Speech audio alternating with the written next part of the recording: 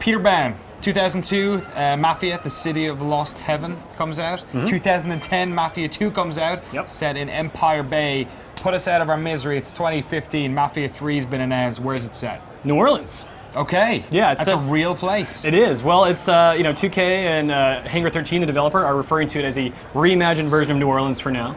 And the game stars Lincoln Clay, a black man who was raised as an orphan and has spent his entire life trying to find a family. He did this in the church. He did this by going to the army in the Vietnam War, and that's really relevant to the time period, which is 1968.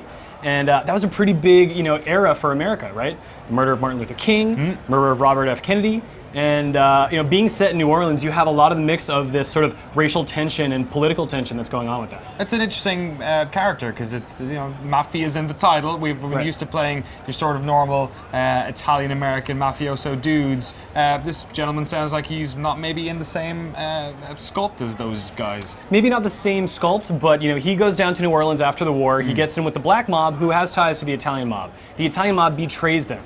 And so then he is left to sort of pick up the pieces and then take down the Italian mob to basically revenge his family, more or less. And part of his crew, which includes Cassandra, Burke, and then Vito from the second Mafia 2. Yeah. Which is interesting because Mafia 1 and 2, again, it wasn't like a progression from the first one, but there was a little bit of crossover, so they're kind of doing it again, having that character in there. So with these other three characters, Burke the Irishman, how can they help your protagonist in this game? Are they just like tagging along with you? Do you send them on missions? Right, so you never actually get a chance to play as them, but what you can do is, based on the mission I saw, you go to a front for the Italian mob, like something, a storefront they're using, and it's sort of like in the basement is where all their secret mob activity goes on. And essentially, as Lincoln, you go in there, and you can go many different ways. You can go underground, you can go the back entrance, the front entrance. Anyway, you get down there, you sort of go through this gunfight, right? It's lots of cover shooting. That's pretty much the core of the action. But then once you take over the place, you can assign any of your lieutenants to then run that area. Okay. So essentially what you're doing is taking over parts of New Orleans from the mob and then giving them to your crew as you're sort of building up your presence in the city. Interesting, kind of a bit like Assassin's Creed Brotherhood or something. I wonder at later stages in the game then, will you have difficulty stretching your resources around that world? What about that open world? One of the things about Mafia 2 that was criticized, I remember in Kevin's review back in 2010, was that it wasn't a game that really adopted the open world aspect. It was really just a little bit of a playpen, and then the missions kind of happened in there. Did you get any idea of how Mafia 3 felt in that respect? We really only saw two areas. We saw the bayou, the swamp, and then we saw the sort of the French Quarter district, right? And speaking to the executive producer on the game, Andrew Wilson, it sounds like there's going to be a lot of different areas to explore, but I didn't really get a great sense of how they're connected and how that's going to play out. But New Orleans itself looks very interesting. It has a lot of things that you would expect from the time, lots of jazz clubs and things like that.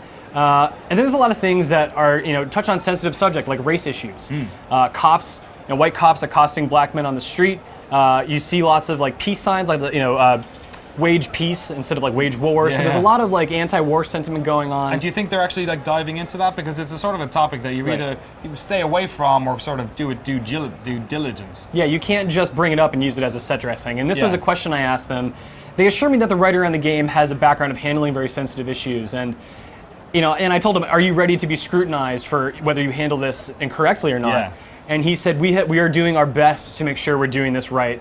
And time will obviously tell, but I can't imagine, given everything that's happened over the past few years in games, they're going to do this without, double checking everything and making sure that they're actually handling the topic with respect. For sure. One of the most fantastic parts of this series is that they always did a really good job of painting these towns, these eras, everything from the radio stations to like the cars you would drive. And I love how in previous Mafia games, car driving was so much different to modern games like Grand Theft Auto because the cars were kind of crappy. So is driving cars and car chases going to be a big part of Mafia 3 as well? Yeah, car chases are back. But the thing that's different that they highlighted during the presentation is that everything is based on physics now, right? And one of the things you can do is target individual tires on cars.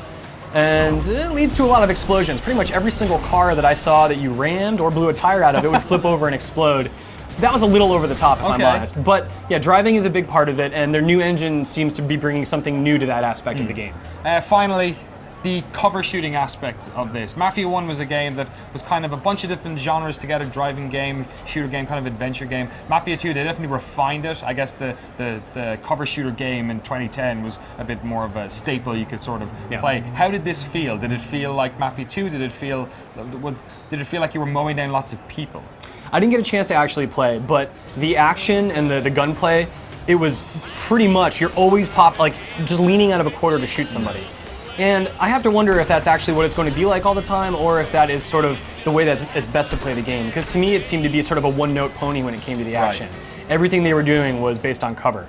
We'll have to see. We only saw a couple minutes of the game. And when you go to these events, especially first time, they're often showing you something that is perhaps the most bombastic aspect of the game. Oh, sure. Yeah, so maybe it's a game that has its downtime moments, which the older games in the series did.